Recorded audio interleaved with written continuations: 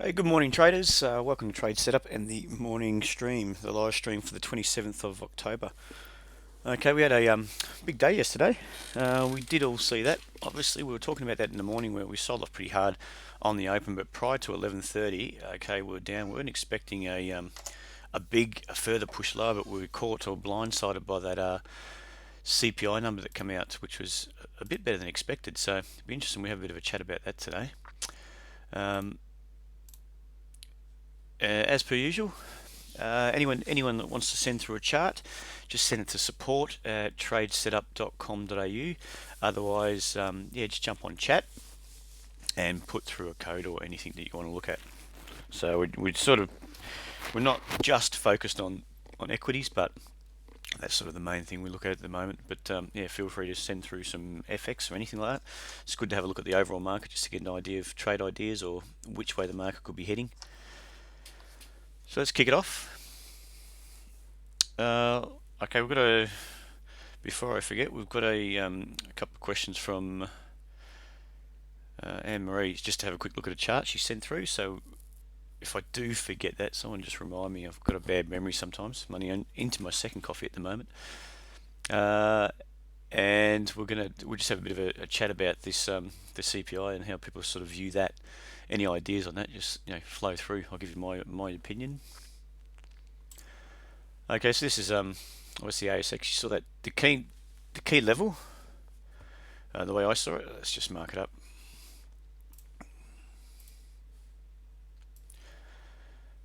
The way I view it, the key level to me really was just, I don't know why that happens, was just through here. And we broke that. We had a bit of a test through that level, which was rejected a couple of days ago. So I guess the precursor was there. You were sort of stuck in between those two levels there, double top up there. So it's just really which one was going to win out, whether that was a washout, and then we pushed up from here, made a higher low, and then went, and then pretty much targeted that level, or was that going to hold and push through? So as it turned out, the CPI is the trigger for the market to sell off. Yesterday it sold off pretty hard, so it was down I think around 40 points or so before the number. It got down to nearly one stage I think it was close down 100 points. So that's not too good. We still got this, the uptrend, the daily uptrend there. So it's really sort of in this region. If we can draw that in, this region you'd expect it to, if it's going to push down, it may just extend down to that level there. But you expect it to hold up if that daily trend is going to hold. Otherwise, we could just be another thing we've noticed, sort of looked at this morning, was just doing a different color. This level here, actually it's a bit hard. If you project that down now, we've got a bit of a bounce from that level. If you project that down from that high, you're coming in not far off. So where we touched down to yesterday. So really, it could have a bit more to go, or we're roughly in that ballpark. We may bounce and we may just see some contraction back up. And it may just be two legs down and then off we go again. So yeah, it's really just something to keep an eye on today. Let's just take a look at an intraday basis. We'll go to our CFD charts for that. It's a lot better. Okay, see the market's open down. What are we actually at the moment? Down only 5.6 points. So not a big move. Obviously, US didn't move too much. It was down I think 4 points or so on the E-mini overnight. Europe was down a bit lower, but that's some weaker earnings reports at the start of the US session sort of just kicked over the European levels, and I think the DAX hit a high for 2016. So it's sort of, you hit a new high, they sort of tend to back off from that, find a bit of sellers, a bit of profit taken into that. So yeah, it wasn't a big day. Just going back to that, Paul just asked, is it worth looking at a line for the last couple of highs? If you're talking about that 54.50, okay, unless you're talking about this sort of level, you can see it's really just contracting in. So if that's what you're talking about there, that's not a bad view. I mean, it's not like we are rolling over, but it's just probably in context of major contraction. So if that's the case and we bounce sort of off this level, we even extend down to 5300, then yeah, pop, we could be pushing back up, but you could just be held like this in this contraction for quite a while before we tend to break out. But as soon as we do sort of until we get another level, say a lower high, until we get through this level, then at the moment it's still just really in contraction. We could bounce around in between there. I hope that's what you're talking about there, Paul.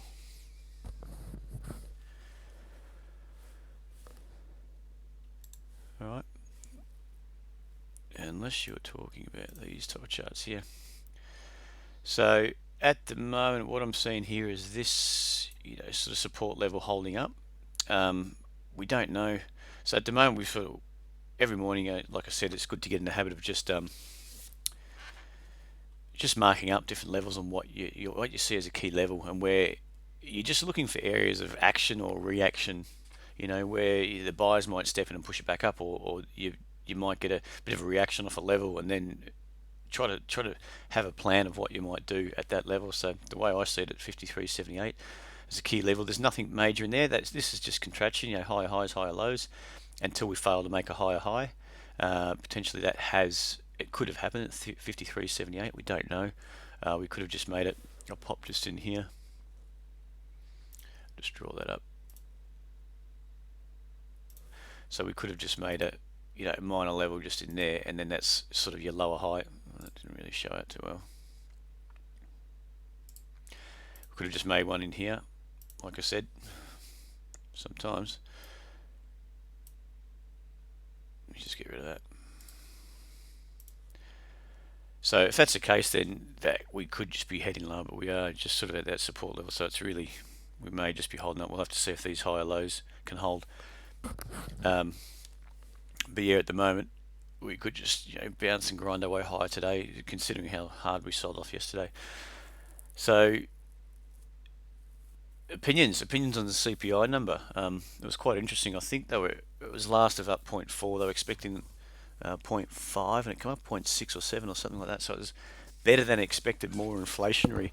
So I think obviously with our rate cuts of late, maybe obviously you'd think getting to the end of it, they've held off for a while now. So with these sorts of figures, if that's what's going to flow through the market, some strength in numbers, some good figures, economic figures out there, then that could really put pressure on a rate rise, and which it's going to be interesting to see how everyone takes that, and how.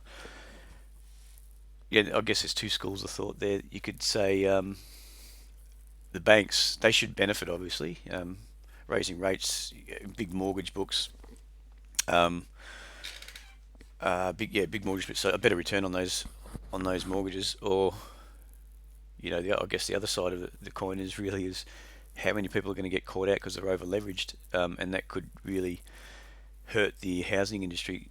I mean, this is all longer term. Obviously, it's not going to happen with just one rate rise, but I think if that's the case and we start getting some strength and there's some good numbers, and then we start building that case for rate rises, then that's going to be interesting. So anyone got some thoughts on that? Might take a while to type in, but we'll keep plugging away. Yeah, so I mean, if that's the case, then obviously we saw that reaction. It's not hidden now what people's views are if there is going to be rate rises, if we get some stronger numbers. Now, the next few numbers that come through are quite weak, you'd expect that to bounce, just reverse that trend. So yeah, it was actually quite interesting. And if you take into account what happened the previous days too, we've got this little pop up on the open, held that resistance, blew that out, and then held that and backed off slowly. We're expecting, at that time I was expecting really a higher low to build and then a push back up through. Now that's a good sign that they were just looking at washing out and looking for a stronger CPI number potentially. Just the way it sold off, and the way it sold off prior to the number two was quite surprising. So maybe it's bitterness, but you can't. It's hard to see that people don't know what's happening and what numbers are about to come out. So unless that was just a big punt that was going to be a stronger number, so it's quite interesting. All right, let's kick on. We've got the Aussie dollar. That obviously we've been looking at that for quite a while, holding that support line there and really pushing up into that 77 mark. Or it did more just purely on the back of that CPI number. Good for the currency.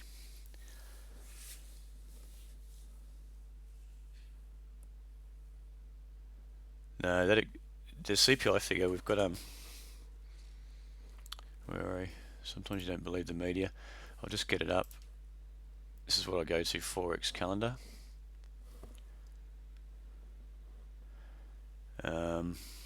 Wednesday 11:30. So CPI up 0.7. So it was up 0.4, expecting up 0.5, it come up 0.7, so stronger consumer prices. So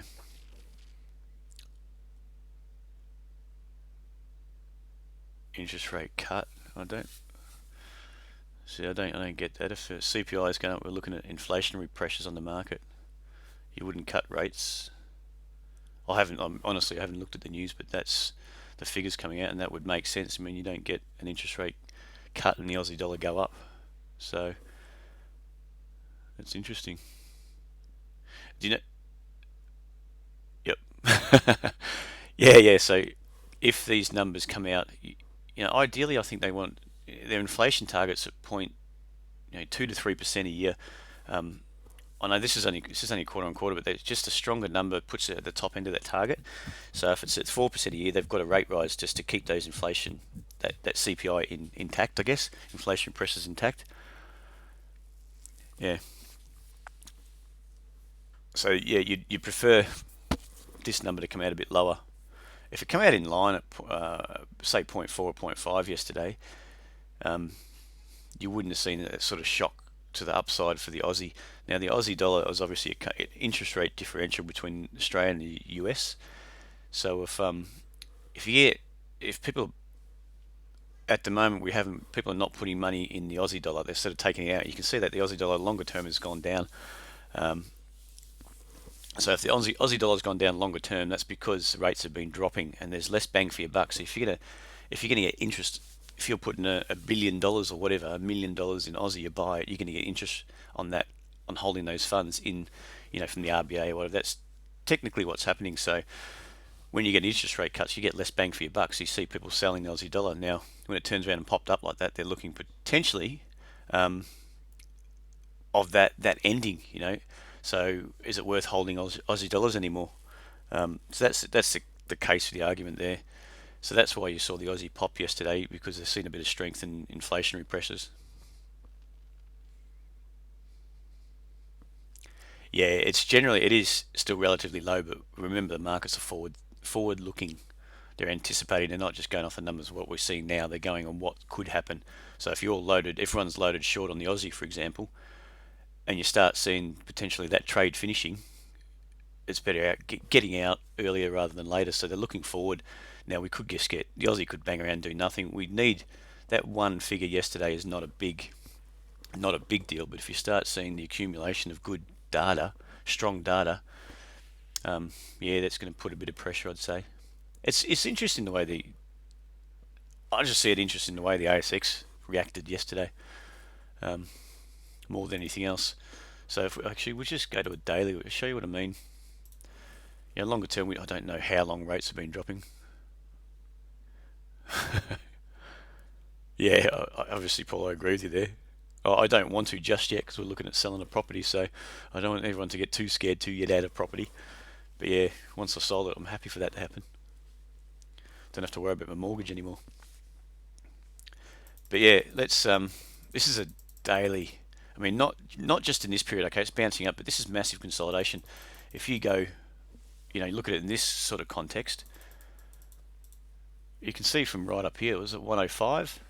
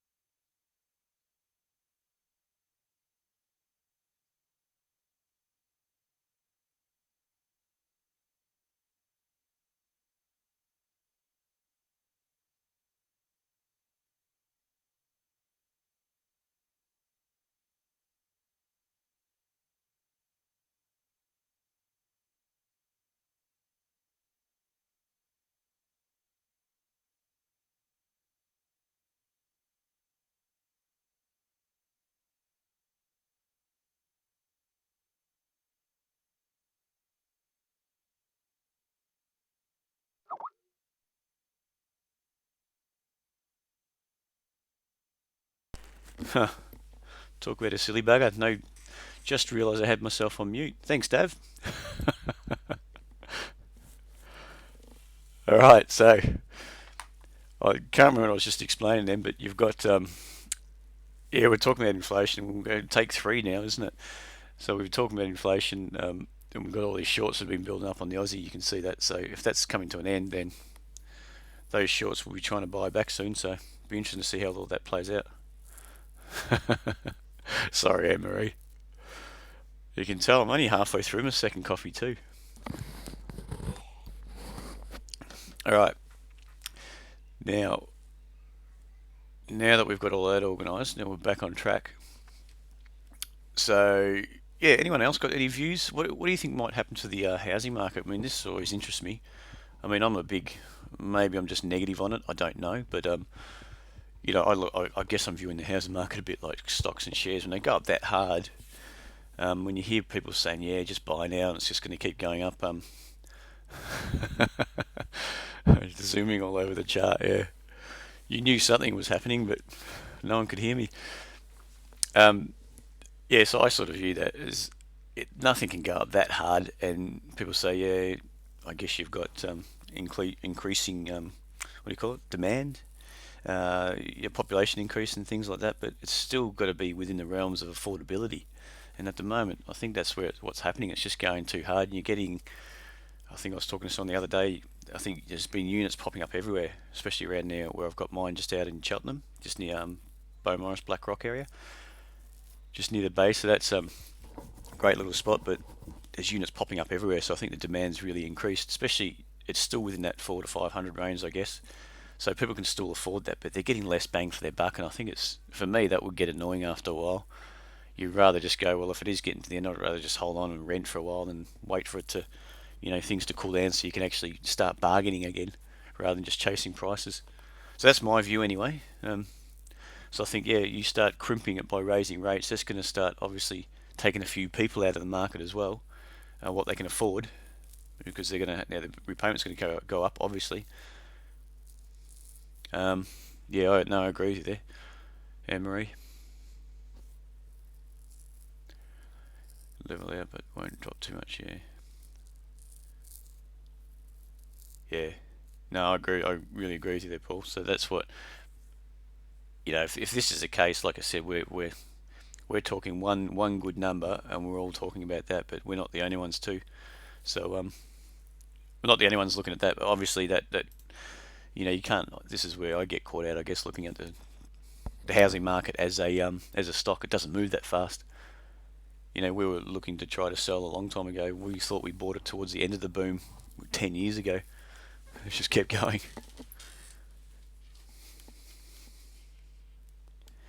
Yeah.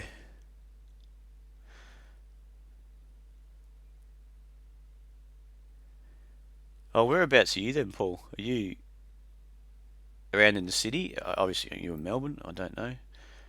We've got, apparently there's heaps in Melbourne, around the CBD and Docklands and things that just can't sell. Apparently they've halved in price.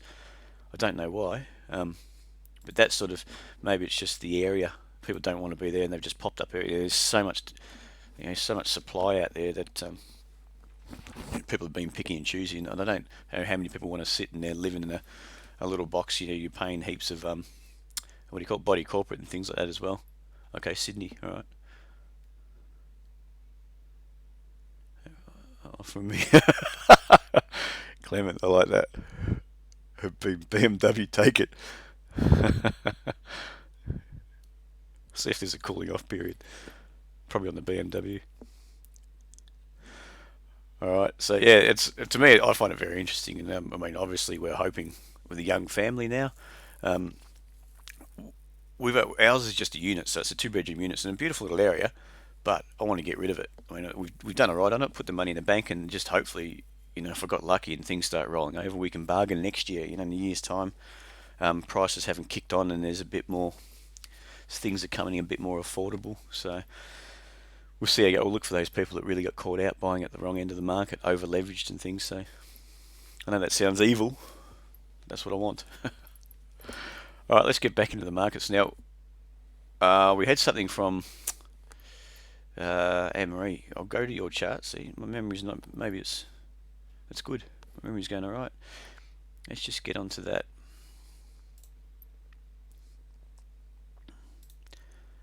Okay, now Anne-Marie is looking at, if we get up this, it was looking at a cochlear and something else, just like shorts. Now, let me just see if I can, I'll just get this up here. I'll show you my,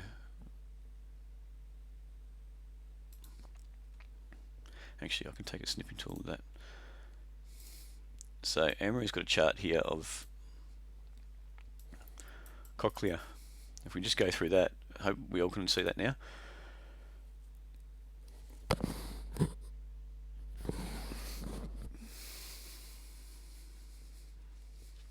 Yeah, no, that's true, Paul. We'll see that too. Yeah, so we've seen that market just kick up there. Okay, so go from the left of the chart. Obviously, the trend is up now. That's great. We can see that spike lower. We can have a few touches of that trend line there. Then it's just broken out. It would have been a good little entry there. And in, I guess I can't actually draw properly on that, but I guess what we're looking at is if you just as a side, I guess if we're trying to front run that, you know, there's a level up there. There's going to be resistance. We know that's trending high. We're making minor higher lows. You can just sort of front run it. Ooh, it was a very bad line, wasn't it? But anyway, you know, I guess you know what I mean. You can sort of front run it with a break up through there, and then obviously it's a bit more known once it breaks up through and you got this blue candle in there, or green candle just pushing up, and then you get that acceleration. So that's what you want to see. You know you're right. You know that people are stepping into the market. You know that buyers are happy. The trend is up. Everything's well confirmed by then. Whereas you can see these little candles. It's not, you're front running it there, but you're sort of, if my mouse can go straight, nearly, you can sort of see that trend line coming down there, and you've sort of broken that, so that it's gone into contraction in here. And it's just popped out, and then you're looking for that break just in here. It's just a good little entry style prior to the major highs, where you know there's probably going to be a lot more that longer term buyers, and then you can see that when you get that acceleration, it's just popped up. So if we're following that up, you can see, okay, we've had a good sell-off rejection there, so that's nice. Yeah, that's, you still got these levels holding, and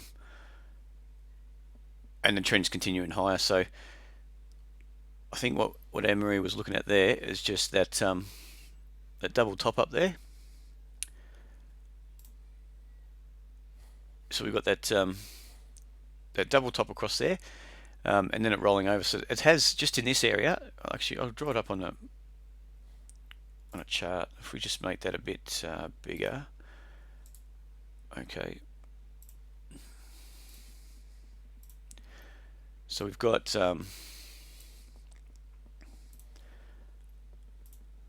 right. So we've got the trend up. Obviously, it's starting to break. You know, depending where you put your trend line, sometimes it can actually be very important. You know, we may have seen the trend sort of going like this, that trend line, if that makes sense. You know, from the lows as you get higher and higher, it sort of gets a bit lower. That level. So just depending on obviously where you're putting your trend line, this is why your anchors, we find them very important. But building that picture, Amber is saying, is that a good short or a bad short, or is it a bit too aggressive, or you know, how would you view that? Now, obviously off a double top, seeing a double top like that, we call it a retest fail. So it's retested 1, 2, 3 in that zone, and it's failing. And sort of, as soon as you get that type of a breakdown there, that's a minor level, but that's a good sign that this level is going to hold. So you're looking, you know, if you start getting up there and you're looking at it's this zone and thinking, oh, what's going to happen? You know, is it going to pop through? We expected a bit of a pop through, maybe even if it washes out. So that's why I never buy on a break, because you can easily just wash out and get caught when it reverses. So there, you don't want to be buying on the break, or you could and just have a minor. So I mean, where you would put your minor, what am I trying to say? Your risk level, which would be this blue line here, is probably the same point. If it breaks that, then you know something's wrong. So I see that as just a minor level, but it's sort of key to what could be happening in context of this whole trend.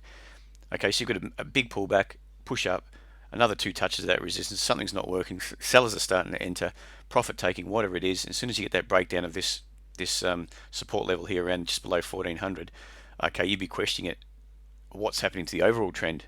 not just is it going to break through, by 3 cents and then pop back up. You're starting to question. So now, if you're looking for a short, you're going to be looking for your entry setup, and that's potentially what's happened just in here. You've got an entry. I mean, you've got minor risk, so potentially it's not a bad. I find it a bit aggressive, just for me, because I like to see them test. If we can draw that up, so you've got that move up, that pull back to here, move back up. Oh, that's not very good. Move back up. You've touched that resistance line through here, and then you're starting to pull back. Now, obviously, that's our anchor. So we call that the anchor. Anchor to that trend up. If it breaks through there, something's wrong. Which you can see that accelerated bang straight through. I prefer to see this sort of action, maybe a retest and then a higher low, and then something in here. So a bit more push down, bank it back up, because then you confirm that this level's breaking. Are we going into consolidation, or are we going to break down? We don't know. So that's the next two questions you're looking at.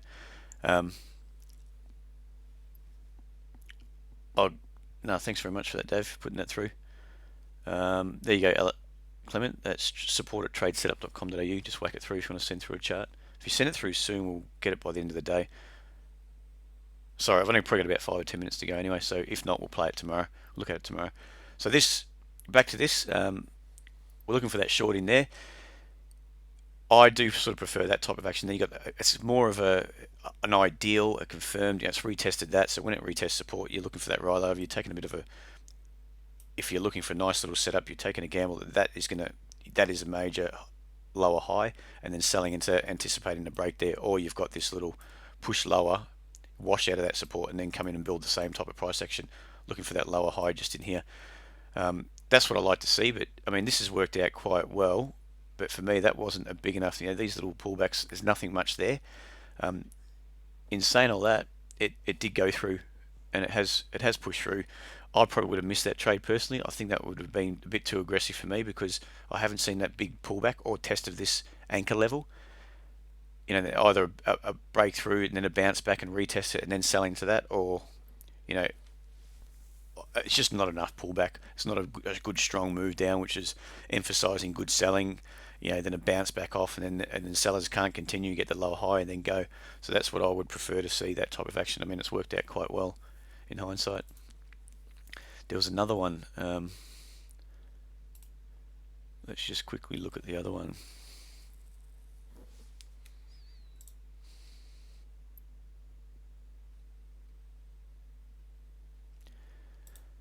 Alright, what was the other one there? Let me just get it up. HSN.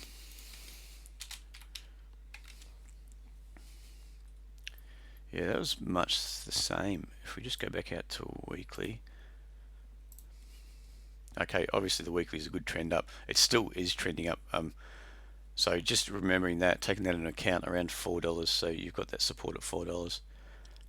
Alright, so we'll go to the daily and we'll try to mark all that up. But just remembering that $4 is a key level. One thing I'm noticing, Anne-Marie, you're marking it up fantastic. I like the way you're marking it up. It's just the little key things just for your entries, that's all. Is that the same? No, it's not. Okay, so yeah, weekly trend is up. Great work. $4 is sort of a key level. You don't know if it's going to pull back, bounce off that level. So what are we thinking? So longer term, you'd prefer to be long. You wouldn't be short just there. So, but then that is extended. That's a good strong move up. So you got to just remember in that too. Was in overbought territory. So there's a few key things lining up. It's just hard to sell something that's in all-time highs. Okay, so that's what makes that a bit tough. Looking at it from this perspective, we mark that up, and we just go.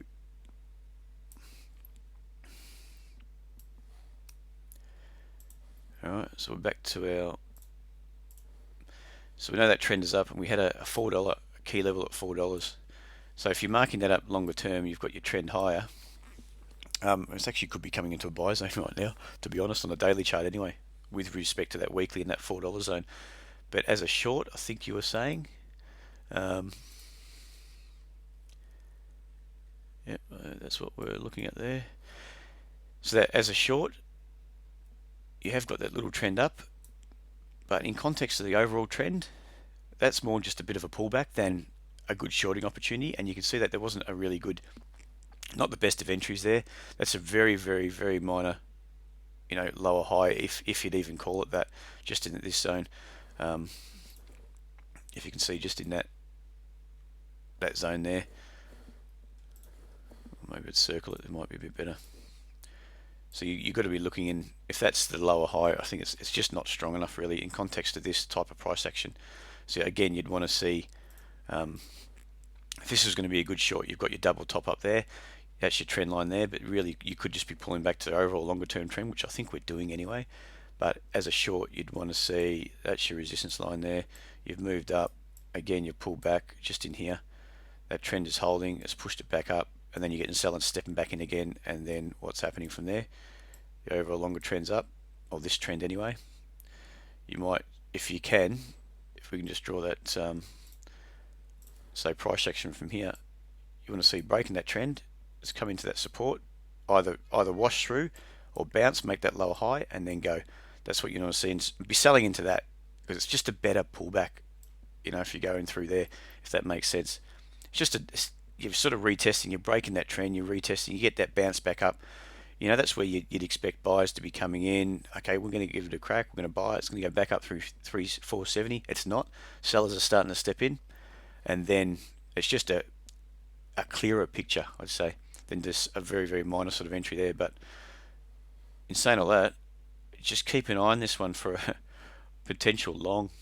I know if you're going to go with the weekly trend, just remember when you put the weekly trend at your back, that's some good, strong price action. So if that kicks in again, even if you're wrong and this thing bounces off $4 and makes a major, so this type of price action, but this red level is $4, for example, it's pushing down and then it may bounce back up, make a major lower high on the weekly basis. May just contract if you're wrong.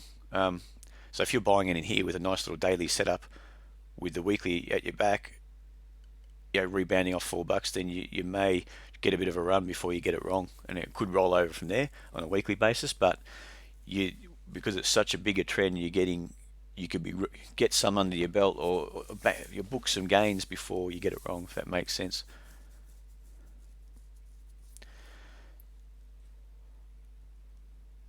Okay. Now, I'm going to have to call it a day there. I've got to rush off before 11, but yeah, like I said, Clement, sorry about the action today, I guess. If you've got any more charts to send through, all right, Clement, just feel free to put them through to, like I said, support at tradesetup.com.au. And then what we'll do, we'll have a look at them tomorrow. We've got tomorrow morning, so we'll have a good session tomorrow morning and just go through a few charts, and I'll just make sure we've got everything right there too, by the way. Alright, GXY. In saying that, you've got a chart you sent through, Clement. I'm actually going to look at GXY, so all I can say is a quick view of your chart there. I don't mind it, and I'll show you why. I'll also show you why tomorrow, but I'm thinking about sending out an alert today anyway, so just keep an eye on that.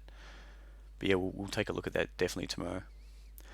Alright guys, again, thank you very much. Sorry about the issues today. I'm going to finish off my coffee, and then I'll make sure my internet's all reset and better tomorrow morning, and then we'll just go from there. Alright guys, thank you. Speak to you tomorrow.